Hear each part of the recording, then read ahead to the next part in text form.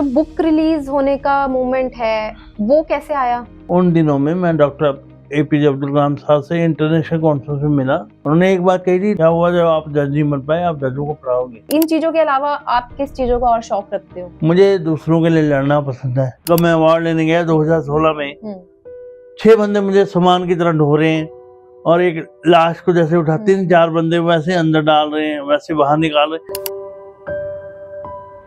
आपको कब वो चीज रियलाइज हुई, कौन सी एज ग्रुप में, कि मैं और बच्चों से अलग हूँ? मैं मम्मा को बार बार कहता हूँ कि आपने मेरे कागज जला दिए जिसमें लिखा था उन्होंने 100% disabled due to cerebral palsy with MR. मेरी मम्मी को आइकॉनिक मदर ऑफ इंडिया का अवार्ड मिला। उन्होंने आइकॉनिक मदर होते हुए एक ऐसा काम किया है जो आम माएँ नहीं कर सकती। कभी ऐसा कोई पल आया है कि अब बहुत हो गया, थक चुका हूँ मैं, मतलब मेरे साथ ही ऐसा क्यों? कभी मन में ये चीज आई? नहीं, बचपन में बहुत आई, जब जज के पेपर में रह गया तब आई।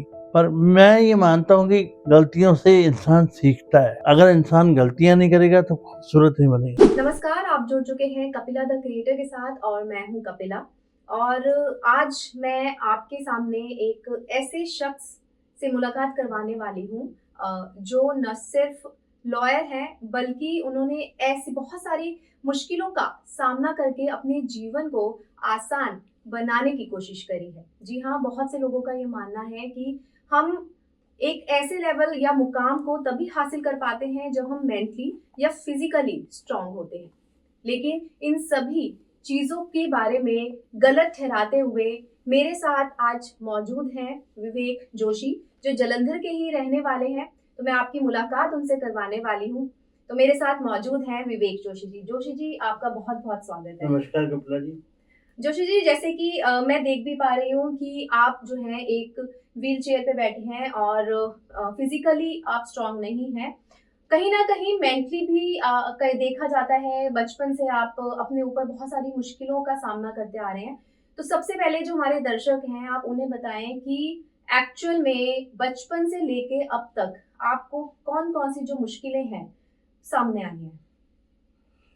मुश्किलों का सफर इंग्लिश वाला भी रहा है और हिंदी वाला भी रहा है। सफर तो दोनों जी। ही बड़े एंटरटेनिंग होते हैं। जी। और मेरे लिए सफर के मायने ये है कि जब मैं पैदा हुआ तो डॉक्टर ने मुझे 100% disable due to cerebral palsy plus MR जी। कहा था। पर उस समय ना मुझे इनके मतलब पता था, ना मुझे इसके बारे में ज़्यादा जानकारी थी। पर पेरेंट्स की एफर्ट से मैं अपने आप को संभाला, अपने आप को उभारा और निखारा है इस कदर कि आज मैं दुनिया को बदलने की कुव्वत रखता हूँ। और ये विश्वास रखता हूँ कि चैलेंजेस तो जिंदगी में आते ही आते हैं, क्योंकि चैलेंजेस पार्ट ऑफ लाइफ। अगर जब तक जिंदगी में चैलेंजेस नहीं आएंगे तब तक जिंदगी खूबसूरत नहीं होगी। बिल्कुल। सोना आग में तब की सुंदर बनता है। और मेरी लाइफ में जो स्ट्रगल आई है उसने मुझे बेहतर से बेहतरीन बनाया। बिल्कुल। और इसमें मेरे मम्मी पापा का कंट्रीब्यूशन, मेरी जॉइंट फैमिली का कंट्रीब्यूशन, मेरे भाई या भाभी का कंट्रीब्यूशन, सबका कंट्रीब्यूशन बहुत रहा है। बिल्कुल।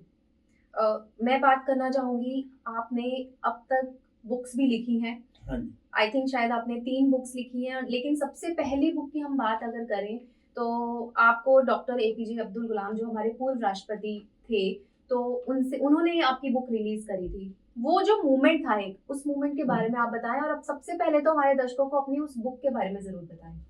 वो मेरी बुक थी लफ्ज लफ्ज मासूम जी। मुझे पोइट्री का बहुत शौक था और मैं अपने दिल के अशआर जो हैं वो लिख दिया करता था, क्योंकि मुझे बयान करने का कोई और तरीका नहीं आता था। मैं छुपा के रखता था। तो एक दिन मम्मी के सामने आ गया ये टैलेंट और पापा ने उसको हाईलाइट किया, मुझे मुशायरों में लेके गए और मैंने बड़े बड़े उस्तादों की सरपरस्ती में ये चीज़ें सीखी। तो वो पहली जो मोमेंट थी लफ्ज़ लफ्ज़ मासूम की, मैं एक दोस्त था मेरे दलजीत, उनकी विरह से जब हम +2 में अलग हुए तब से ये कहानी शुरू हुई थी। और मतलब उनकी जो मुझे अलग होना और उनके अलग होने से ये हुआ कि मुझे सेटबैक लगा कि वो मुझे लेके जाते साइकिल में बिठा के।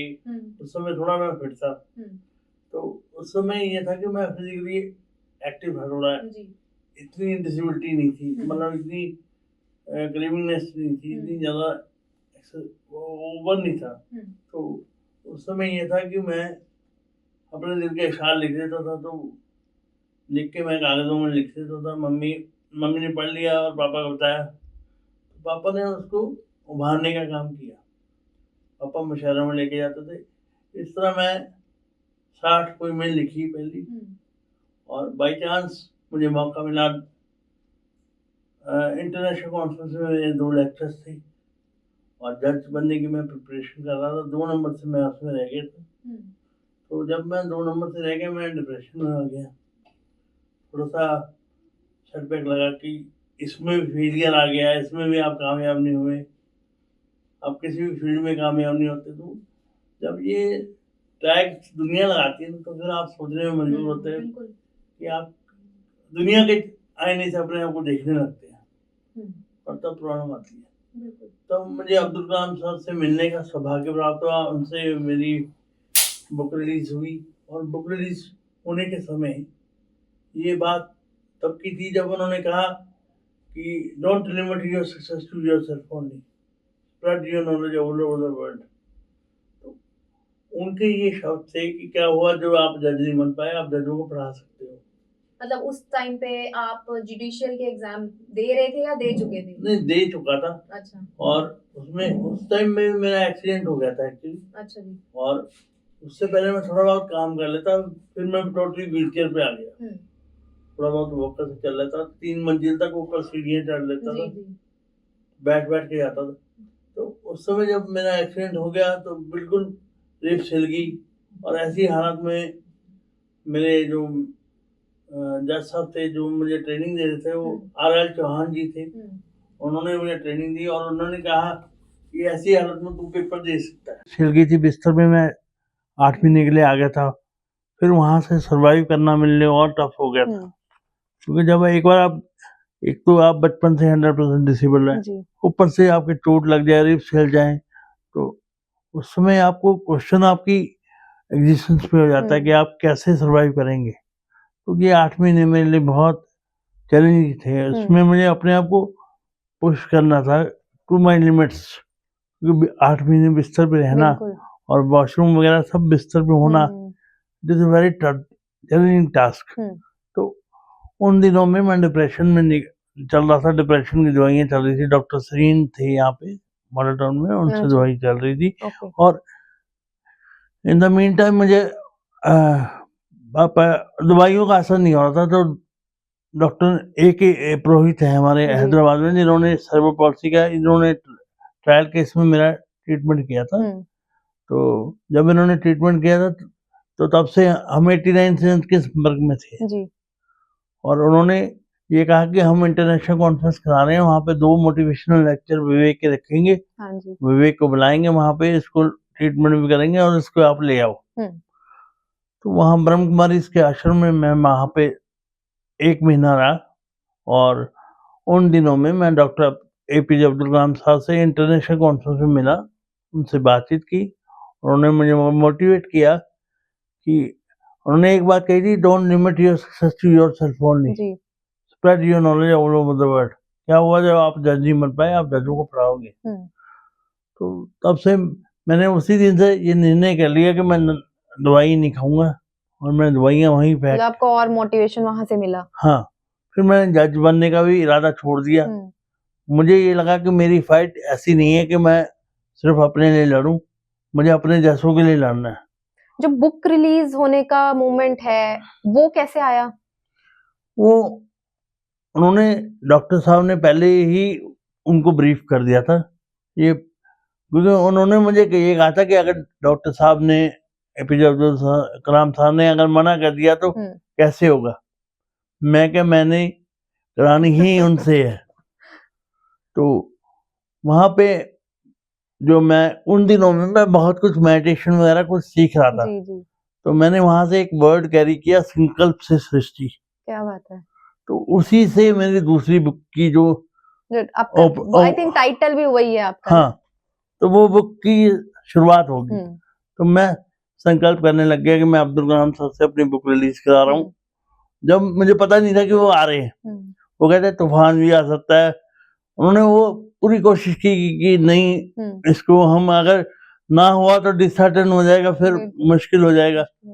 तो उन्होंने मुझे पूरी कोशिश की, इन्होंने माइंड डिवर्ट करने की, पर मैं टस से मस नहीं हुआ। मैं क्या, अगर वो आ रहे हैं तो बुक मेरी उनसे रिलीज होगी। तो सीक्रेटली एक कमरे में 200 फैमिलीज को बुला के स्पेशल एक ऑर्गेनाइज किया इवेंट, और वहां पे मेरे द्वारा ही उनका वेलकम किया गया। क्या बात है।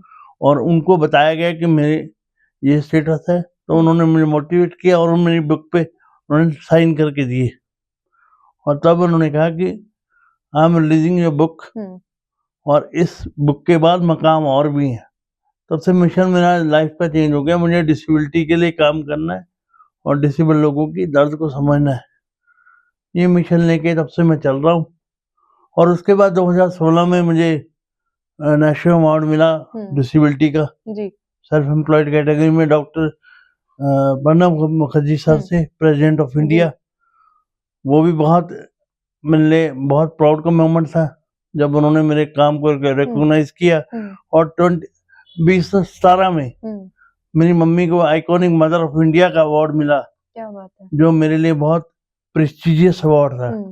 और वो मेरे लिए इसलिए था क्योंकि वो मेरी मदर को मिला था, बिकॉज ऑफ कि उन्होंने आइकॉनिक मदर होते हुए एक ऐसा काम किया जो आम माएँ नहीं कर सकती। तो वो मेरी एनजीओ में भी हेल्प करते हैं। मेरे पेरेंट्स मेरे लिए भगवान की तरह हैं। एनजीओ की बात करी है तो आप एक एनजीओ भी चला रहे हैं, हाँ जी, है ना। अपनी उस एनजीओ के बारे में थोड़ा सा हमें बताएं। एनजीओ में अभी तो 40 से 50 बच्चे आते हैं। आजकल तो थोड़ा ठंड का मौसम है तो थोड़े कम बच्चे आ रहे हैं। एबल एंड डिसेबल बच्चों का है ही ये एनजीओ है। और डिसेबल बच्चों को हम कभी कभी बुलाते हैं क्योंकि उनकी रेगुलर कंडीशनिंग और रेगुलर आना जाना उनके लिए मुश्किल है। तो हमको जब इवेंट कहते हैं ना, उनको बुलाते। वैसे हम उनसे रेगुलर टच में हैं। 15 से 20 बच्चे ऐसे हैं जो डिसेबल के साथ मैं काम करता हूँ। और मैं self advocates forum of India का प्रेसिडेंट, पंजाब चैप्टर का भी प्रेसिडेंट हूँ। तो मुझे बच्चों के साथ इंटरेक्ट करना बहुत, स्पेशली जो PWIDD हैं, इंटेलेक्चुअली डिसेबल बच्चे हैं, उनके साथ काम करता हूँ और उनके साथ काम करने में मजा आता है। दूसरी बात, और मेरा ये जो प्रोजेक्ट है एबल एंड डिसेबल का प्रोजेक्ट है, इसमें हम सेंसिटाइजेशन के ऊपर काम करते हैं। बच्चों को सेंसिटाइज करते हैं टुवर्ड्स डिसेबिलिटी। अगर वो शुरू से समझेंगे कि ये अलग नहीं है, ये हमारे जैसा ही है, बस इसकी पेन अलग है, इसकी तकलीफ अलग है, और उसको सपोर्ट करेंगे तो वो एक हम समाज में सकारात्मक पहलू को लेके आएंगे जो बदलाव लेके आ सकता है। मैं ये सोचता हूँ। जो बच्चे हैं और उनके जो डिसेबल्ड बच्चे हैं, उनके जो पेरेंट्स हैं, उनके लिए कितनी मुश्किल होती है एक ऐसे बच्चे को संभालना जो बहुत सारी चीजें अपने आप नहीं कर पाता है। हाँ, ये तो है, पर अगर पेरेंटिंग की बात किया जाए तो यहाँ पे काउंसलिंग बहुत कम की जाती है इंडिया में। कई बार ऐसा होता है कि पेरेंट्स मतलब बताते ही नहीं है कि हमारा बच्चा ऐसा नहीं है। आज भी कई जगह पे पिंडों में मैं ढूंढ के बच्चे घर से बाहर निकाल के लेके आता हूँ, उनको लेके आता हूँ अपने एनजीओ में, और यहाँ पढ़ाने का हम सिस्टम तैयार करते हैं। उनको ऑनलाइन स्टडी प्रोवाइड कराते हैं या कुछ भी प्रोवाइड कराते हैं जिससे वो पढ़ सकें, या कोई दिक्कत आए तो वो इजीली एक्सेस कर सके। मैं उनको मिलने जाता हूँ वीकली या अदर डेज पे मैं मिलने जाता हूँ उनको। ये मेरा रूटीन का काम है। आपको देख के बच्चे मोटिवेट होते हैं या पेरेंट्स मोटिवेट होते हैं? नहीं, दोनों चीजें हैं। कई बार पेरेंट्स मोटिवेट होते हैं और कई बार कहते हैं कि आप लक्की हो, आपको पेरेंट्स ऐसे मिले। पर उन्होंने वो सिक्के का एक पहलू देखते हैं, वो मेरी स्ट्रगल नहीं देखते हैं। क्योंकि स्ट्रगल मुझे रोज सुबह उठने में, जैसे उठ के वॉशरूम तक जाने में 2 घंटे लगते हैं, मतलब प्रिपेयर होने के लिए, मेंटली प्रिपेयर होने के लिए। और वो सारा काम मेरे फादर साहब करते हैं। मम्मा अब हेल्थ थोड़ा कम ठीक रहता है तो मम्मा थोड़ा कम इन्वॉल्व होते हैं, पर आज भी दोनों के इन्वॉल्वमेंट सेम है। और मेरा डिसेबिलिटी पे काम करने का पैशन है। अच्छा, ये मुझे बताइए, अभी तक आपने बहुत सारी स्ट्रगल भी देखी है, कुछ सक्सेस भी देखी हैं, लेकिन एक सबसे अच्छा जो मोमेंट है, जो आपको मतलब एक मोटिवेशन देता है, एक ऐसी मतलब याद दिलाता है कि हाँ, वो चीज़ बहुत अच्छी थी, ऐसा कोई मोमेंट? देखो जी, मेरे लिए तो जब भी, अब जैसे मेरी दूसरी बुक रिलीज हुई है लवली प्रोफेशनल यूनिवर्सिटी में, वहाँ पे मैं पीएचडी कर रहा हूँ। रश्मि मित्तल जी और अशोक मित्तल जी ने उसे रिलीज किया है, तो वो मोमेंट भी मेरे लिए बहुत प्राउड मोमेंट था, क्योंकि एक उसी मोमेंट को हम चेरिश कर रहे हैं दोबारा से, कि जहाँ पे आपकी 2 बुक्स रिलीज हुई हैं और डिसेबिलिटी सेक्टर में जिन्होंने बहुत अलग से काम किया, उनकी हमने स्टोरीज को कवर किया संकल्प से सृष्टि में, और जो मेरी भी मोटिवेशन रहे हैं। अब अगला पार्ट मैं इसका पार्ट 2 लेके आ रहा हूँ, जिसमें डिसेबल प्रोफेशनल के ऊपर हम काम करेंगे, और ऐसे कुछ उदाहरण लेके आऊंगा मैं जो दुनिया को बदलने में कामयाब होंगे। अच्छा, मेरी आपके फादर साहब से जब बात चल रही थी, तो उन्हें पता लगा कि विदिन जब एक बच्चा पैदा होता है और 1 साल तक होता है, तो उसकी बहुत सारी एक्टिविटीज़ होती हैं। लेकिन आपके अंदर कुछ ऐसी एक्टिविटीज़ थी जो एक डेली लाइफ़ के अगेंस्ट थी। आपको कब वो चीज़ रियलाइज़ हुई, कौन-सी एज ग्रुप में कि मैं और बच्चों से अलग हूँ? नहीं, रियलाइज़ तो बहुत जल्दी हो गया था। मैं जब बच्चों को खेलते देखता था, जी। तो मैं देखता था कि मैं उनके जैसा नहीं चल पा रहा, ना मैं उनके जैसा खड़ा हो पा रहा हूँ। तो मुझे बहुत जल्दी रियलाइज़ हो गया था, पर मेरी माता ने मुझे एक चीज़ सिखाई थी, एक्सेप्टेंस, कि जो जैसा है वैसे स्वीकार करो। आप ऐसे हो तो आप क्या हो गया, आप ऐसे हो, आप टीवी में आओगे, आप वो मुझे बचपन से, और मुझे मेरी मम्मा ने बीए तक मुझे बोल-बोल के पढ़ाया है। उससे पहले मेरी आवाज़ भी साफ नहीं थी। आज मैं 150 से ज़्यादा स्कूलों, कॉलेजों में लेक्चर दे चुका हूँ। एक जगह ऑस्ट्रेलिया के नाम की संस्था है जिसके साथ मैं जुड़ा हूँ, और उसके अंदर हम ब्रांड एम्बेसडर प्रोग्राम चलाते हैं। उसमें यंग ब्लड को हम मोटिवेट करते हैं, और ये अपने साथ जोड़ते हैं कि वो नशे की तरफ ना जाए, और इस मुहिम में हमारा हिस्सा बने। ऐसे ही हम डिसेबिलिटी सेक्टर में भी बड़े काम कर रहे हैं। तो एक मैं नाम लेना चाहूँगा सरदार अमरजीत सिंह आनंद जी का, जो हमारे मेंटर थे, मनीष भैया का, जिनकी गाइडेंस में मैं सीखा हूँ सब कुछ। और एक और नाम उपेंद्र कौर आनंद जी का, जो उनकी वाइफ है आनंद सर के बाद, उन्होंने मुझे बहुत मोटिवेट किया, क्योंकि एक गुरु के जाने के बाद आपके जीवन में एक खालीपन आ जाता है। तो वो खालीपन को मनीष भाई ने और उपेंद्र कौर आंटी जी ने पूरी तरह भर दिया है मुझे, और मैं फिर दुगने जोश से काम करने लगा हूँ। मतलब समस्याएं तो बहुत आती हैं, पर समस्याओं को निखर के, उनसे उभर के कैसे निकलना है, ये बहुत बड़ी बात है। यही जिंदगी है, जीना तो इसी को ही कहते हैं। कभी ऐसा कोई पल आया है कि अब बहुत हो गया, थक चुका हूँ मैं, मतलब मेरे साथ ही ऐसा क्यों? कभी मन में ये चीज आई? नहीं, बचपन में बहुत आई, जब जज के पेपर में रह गया तब आई।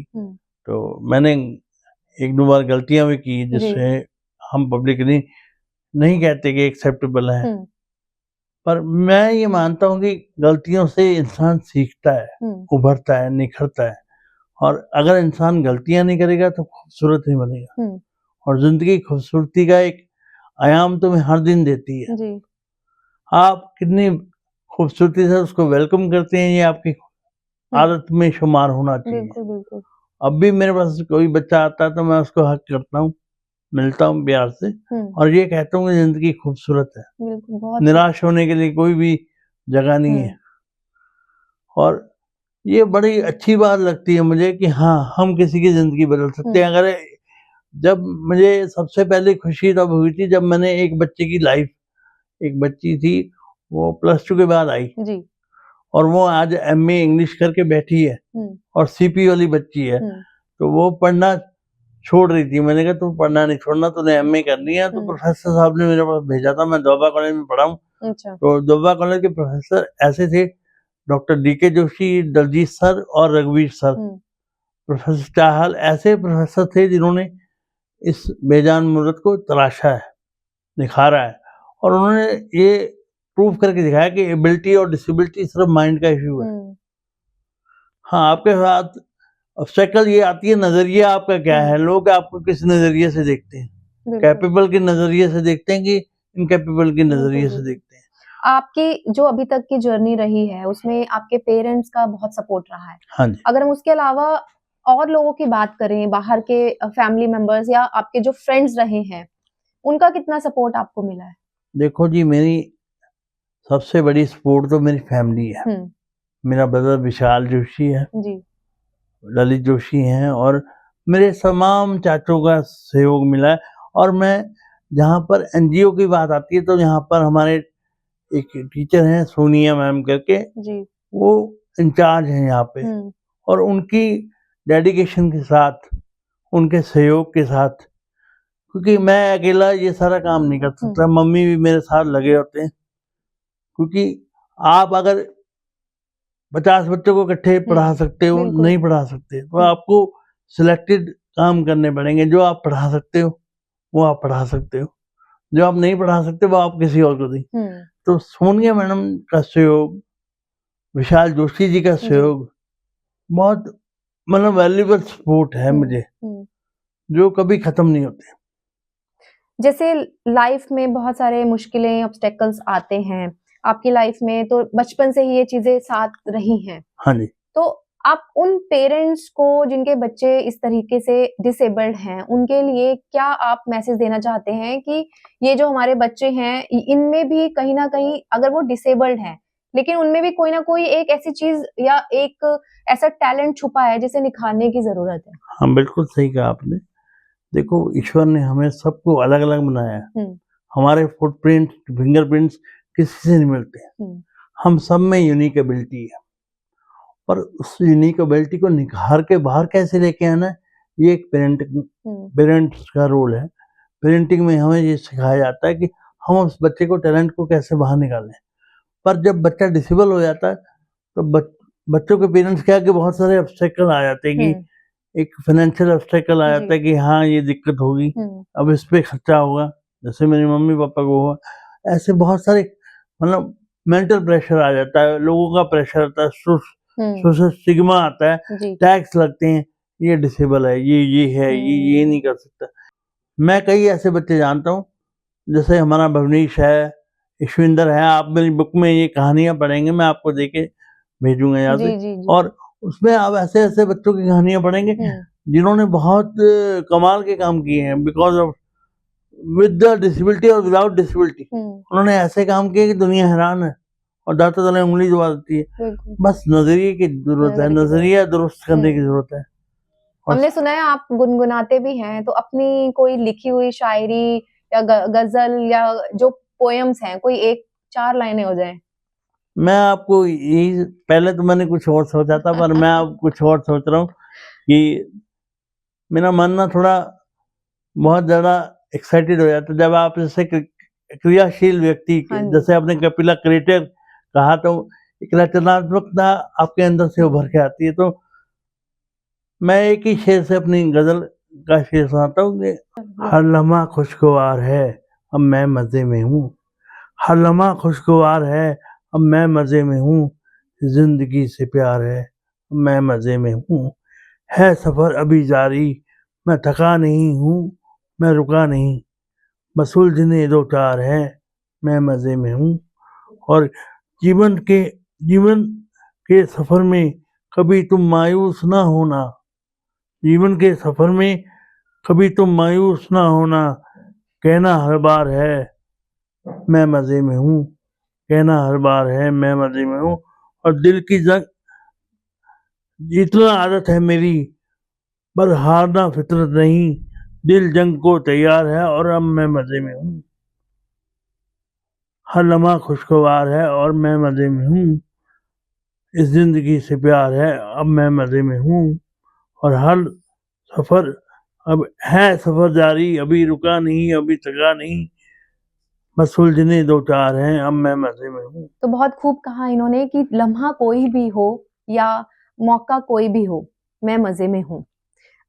जैसे कि जोशी जी, आपने अभी बहुत अच्छी कविता सुनाई है कि मैं मजे में हूँ। लिखने का जो शौक है, ये कब आपको आया?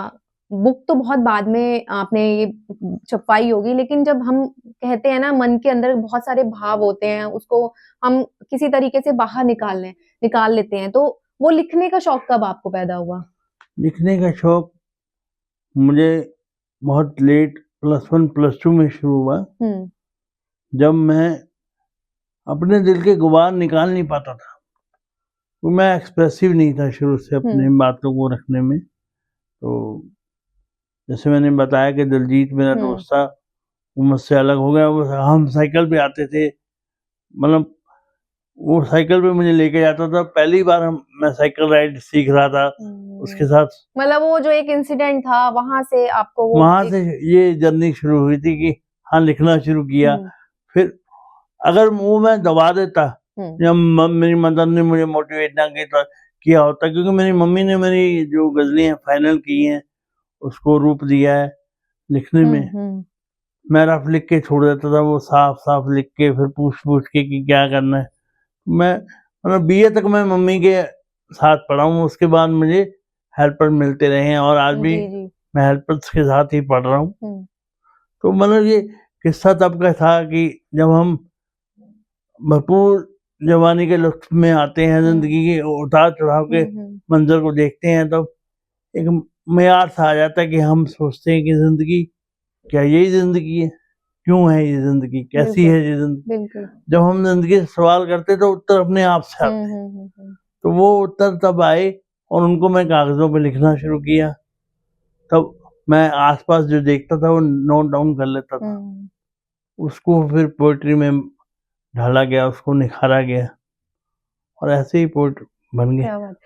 हमारे दर्शकों को ये जरूर बताएं कि आपकी एजुकेशन जो है वो क्या है? मैं वैसे डॉक्टर ने मुझे कहा था मैं कभी पढ़ नहीं सकता, और मुझे आज भी याद है, मैं मम्मा को बार बार कहता हूँ कि आपने मेरे कागज जला दिए जिसमें लिखा था उन्होंने 100% disabled due to cerebral palsy with MR, और वो कभी पढ़ नहीं सकते, कभी लिख नहीं सकते, कभी बोल नहीं सकते। आज आपके सामने मैं पढ़ भी रहा हूँ, लिख भी रहा हूँ और बोल भी रहा हूँ। क्या बात है। तो मैं एक मैसेज ये भी देना चाहता हूँ कि डॉक्टर ही सब कुछ नहीं होते, पर डॉक्टर ही सब कुछ होते हैं।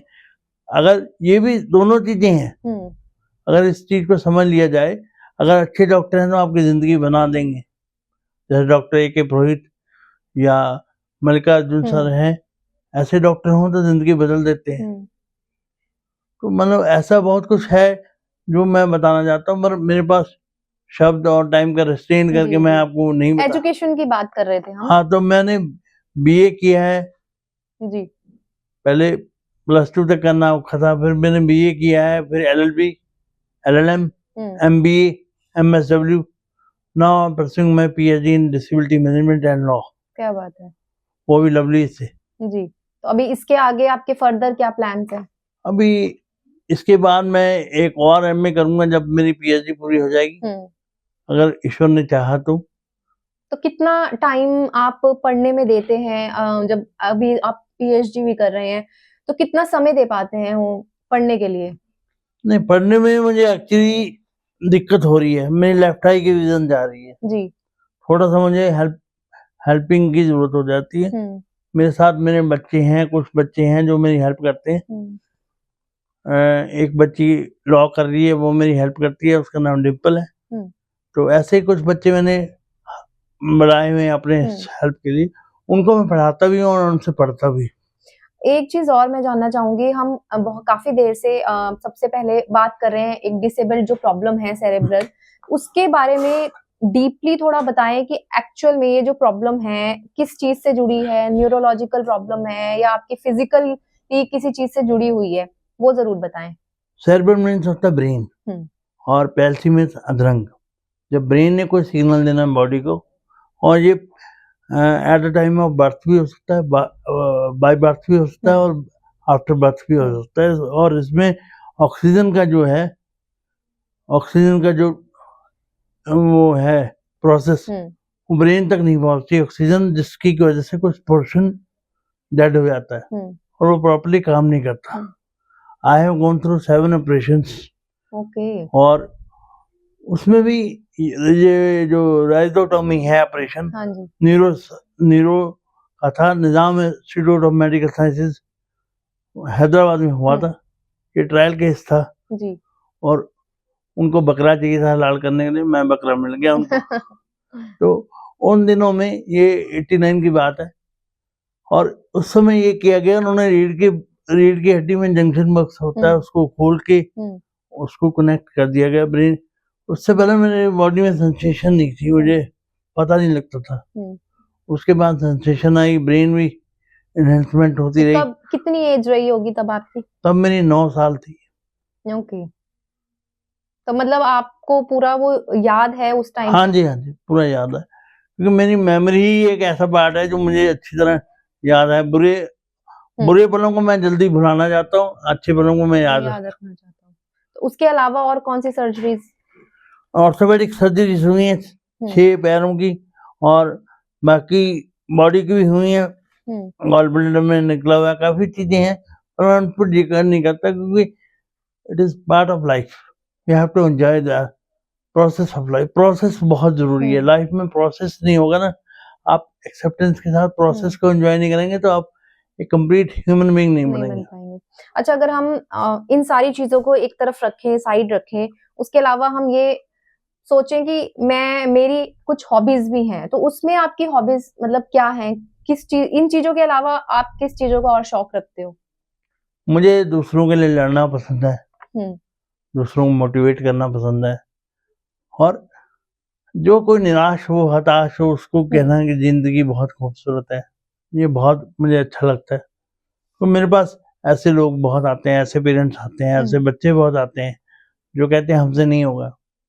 मैं कहता हूँ मैंने किया है, मैं व्हील चेयर पे रह के भी चेयरफुल रह सकता हूँ, तो आप क्यों नहीं रह सकते? बिल्कुल बिल्कुल।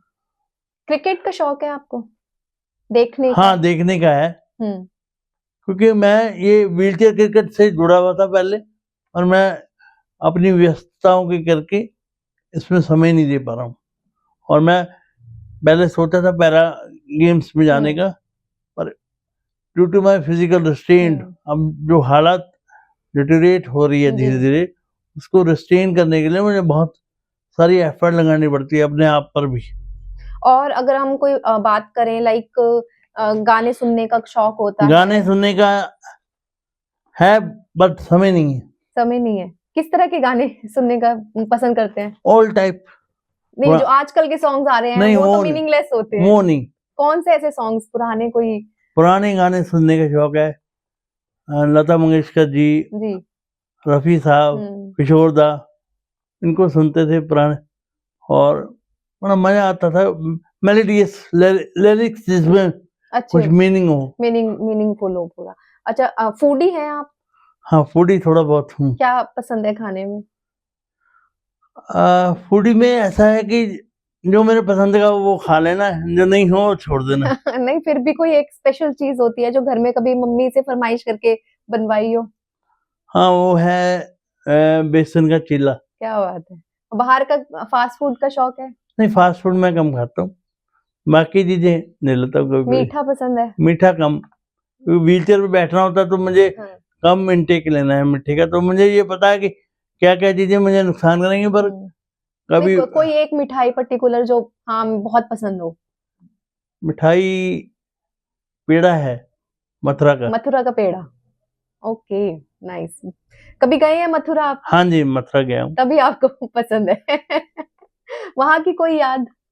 हाँ, मैं अपनी दीदी के घर गया था वृंदावन में, मथुरा वृंदावन दोनों जगह मैं देख के आया हूँ।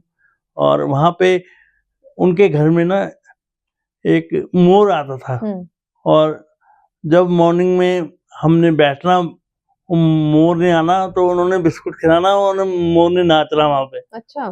तो वो बड़ी मेमोरी मुझे आज भी चेरिश करती है। जब भी मैं कभी उदास होता तो उस चीज को याद कर लेता हूँ, क्योंकि जिंदगी के रंग बड़े खूबसूरत होते हैं। अगर आप उसको निखार के देखेंगे तो बहुत अच्छी चीजें निकल के बाहर आते हैं। आपकी एक डेली रूटीन या दिनचर्या की बात करें तो वो क्या रहती है? आपको 9 बजे मैं व्हील चेयर पे मिलूंगा, और रात के 10 बजे तक मैं व्हील चेयर पे मिलूंगा। आप मुझे कभी बिस्तर पे लेटा हुआ नहीं पाएंगे, चाहे जितना मर्जी बुखार हो, जितनी मर्जी तकलीफ हो, क्योंकि मुझे हमेशा एक्टिव रहना पसंद है। और मैं डिसेबल, जैसे कोई कॉज होता है उसके लिए भी लड़ाई करते हैं। हम लोकल लेवल कमेटी में मेंबर है, मैं डिस्ट्रिक्ट एडवाइजरी बोर्ड का भी, स्टेट एडवाइजरी बोर्ड का भी मेंबर हूँ। ऐसे बहुत सारे प्लेटफॉर्म पे मैं लड़ाई करता हूँ और ये मेरा पैशन है। आपको नेशनल और स्टेट लेवल पे बहुत सारे अवार्ड्स मिले। हाँ जी, हाँ जी। तो जरा उन अवार्ड्स के बारे में बताएं। तो मैंने आपको पहले बताया कि जैसे स्टेट अवार्ड मुझे मिल चुका है, डिस्ट्रिक्ट अवार्ड मुझे मिल चुका है, नेशनल अवार्ड मिल चुका है। इसके अलावा भी मुझे जो कर्नाटका के जो गवर्नर थे उन्होंने रोल मॉडल अवार्ड दिया था और मुझे चैंपियन अवार्ड मिल चुका है एडेप्ट का और एकेडमिक एक्सीलेंस अवार्ड मिल चुका है। कई मतलब कई अवार्ड मिले, अवार्डों की गिनती नहीं है। जलंधर के डिस्ट्रिक्ट आइकन का भी अवार्ड आपको मिला है। जलंधर डिस्ट्रिक्ट आइकन हूँ। इलेक्शन में मैं बड़ी सकारात्मक भूमिका निभाता हूँ और मैं चाहता हूँ कि हर डिसेबल को अपनी एक्टिव भूमिका निभानी चाहिए। बिल्कुल। और मैंने इसके लिए पेज भी बनाया, मैं भी दिव्यांग, मैं भी वोटर। अच्छा, सोशल मीडिया पे? हाँ, सोशल मीडिया पे। ओके। और मेरा यूट्यूब चैनल भी है, नेशनल ऑडियो विवेक जोशी जी। तो मतलब ऐसे प्लेटफॉर्म पे मैं काफी एक्टिव रहता हूँ जहाँ पे मैं बच्चों को मोटिवेट कर सकूं, बच्चों को गाइड कर सकूं। तो आपकी गवर्नमेंट से या किसी मतलब सरकार से कुछ ऐसी कोई अपील है जिस चीज की डिसेबल्ड बंदा जो है, जो लोग होते हैं, बच्चे होते हैं, उनके लिए किसी तरह की प्रॉब्लम्स ना आए? जैसे मेरे आपके पिताजी से मेरी बात हुई, उन्होंने एक किस्सा मुझे बताया कि एक बारी आपको जाना था दिल्ली, तो वो ट्रेन का सफर करना था। तो कुछ इस तरीके की कुछ आप अपील करना चाहते हैं? हाँ, मैं अपील आपके माध्यम से यही कहूंगा कपिजा जी कि एक्सेसिबिलिटी एक बहुत बड़ा इशू है। अगर आपके पास जैसे आपके पास गाड़ी है तो आप एक्सेसिबल चीजें कर सकते हो। आपके पास अगर रैंप है, अगर पब्लिक प्लेटफॉर्म पे रैंप है तो हम हर जगह जा सकते हैं। बिल्कुल। तो ऐसी एक्सेसिबिलिटी हमें गाड़ियों में चाहिए, ट्रेन में चाहिए, बसेस में चाहिए, ताकि हम पब्लिक प्लेटफॉर्म का पब्लिक ट्रांसपोर्ट का मजा ले सके। पर हम ये दिक्कत में आते हैं। अब आप देखिए कोर्ट, मैं बीइंग ए लॉयर कोर्ट नहीं जा सकता क्योंकि कोर्ट एक्सेसिबल नहीं है। बिल्कुल। वहां वोट डालने में जरूर जाता हूँ, अपना राइट इस्तेमाल करने जाता हूँ, पर वो एक्सेसिबल नहीं है। मतलब कुछ रैंप्स ऐसे बनने चाहिए उस लेवल तक पहुंचने के लिए। हर एक डिसेबिलिटी के लिए प्रिंट, अगर ब्लाइंड है तो प्रिंट डिसेबिलिटी वो मद्देनजर रख के ब्रेल होनी चाहिए। हर लेवल पे आपको इक्वल प्लेटफॉर्म देना चाहिए। They are on paper only, कि हम कागजों में बात करते, कागजों में रह जाते हैं। कितनी मुश्किल फिर आती है। अगर आप डिसेबल्ड, जैसे डिसेबल्ड का मैं अवार्ड लेने गया 2016 में, 6 बंदे मुझे सामान की तरह ढो रहे हैं और एक लाश को जैसे उठाते हैं 4 बंदे वैसे अंदर डाल रहे हैं, वैसे बाहर निकाल रहे हैं। इट इज वेरी मतलब हार्टिंग। उस टाइम पे बंदा टूट जाता है कि मैं डिपेंडेंट हूँ पूरी तरह से। अब एयर इंडिया का किस्सा हुआ, एयर इंडिया को मैंने लपेटे में लिया तो एयर इंडिया वाले अपॉलजी पे आ गए, पर उससे पहले जो मुझे ट्रॉमा गुजरना पड़ा, जिस मेंटल एगनी से मैं गुजरा हूँ, कि हर डिसेबल की अपनी अपनी लिमिटेशंस है। बिल्कुल। और हम लड़ सके हैं क्योंकि हमारी फैमिली साथ है, हमारा सपोर्ट सिस्टम साथ है। हर पेरेंट्स नहीं लड़ सकता, हर बच्चा नहीं लड़ सकता। बिल्कुल सही बात। तो मैं ये कहता हूँ इक्वल अपॉर्चुनिटी हर एक के लिए होनी चाहिए, ऑन पेपर नहीं होना चाहिए, उससे अलग भी बातें होनी चाहिए। पर ये सिर्फ पेपरों में रहते रहेंगे हम। जो RPWD एक्ट है उसमें बहुत सारे प्रोविजन दिए हैं, पेनल्टी भी दी है, पर वो प्रॉपर्ली इम्प्लीमेंट होगा तभी ये चीजें इम्प्लीमेंट होंगी। जब सेंसिटाइजेशन ही नहीं है, आप एक स्कूल में एडमिशन नहीं करते एक स्पेशल बच्चे की क्योंकि वो नॉर्मल नहीं दिखता। बिल्कुल। तो अगर नॉर्मल नहीं दिखता तो फिर डिस्क्रिमिनेशन वहीं से शुरू हो जाता है। बेसिक पहले स्टेप से आप डिस्क्रिमिनेट कर रहे हैं, स्पेशल स्कूल बना रहे हैं। स्पेशल स्कूल का मतलब क्या है, उसको स्पेशली ट्रीट करोगे तो फिर इंक्लूजन कहाँ हुआ? सोशल इंक्लूजन तो खत्म हो गया ना। फिर मैसेज एक हमारे दर्शकों के लिए डिसेबिलिटी को लेकर क्या देना चाहेंगे? मैं तो यही कहूंगा कि अपनी आवाज बुलंद करें और लड़ें। जहाँ पे भी आपको कोई डिस्क्रिमिनेशन दिखती है मुझे बताएं, या मैं आपके लिए लड़ लूंगा, पर अपनी आवाज उठाएं। बंद कमरों में बैठ के कुछ नहीं होगा। एक कहते हैं कि एक तबीयत से पत्थर उठाने की जरूरत है, और आज मैं आपके माध्यम से, आपके चैनल के द्वारा ये पत्थर उछाल रहा हूँ कि ये मैसेज हर घर में पहुंचना चाहिए, जहाँ पे भी एक डिसेबल है, जहाँ पे भी एक नॉर्मल पर्सन है, नॉर्मल पर्सन की भी अपनी जिम्मेवारियां हैं।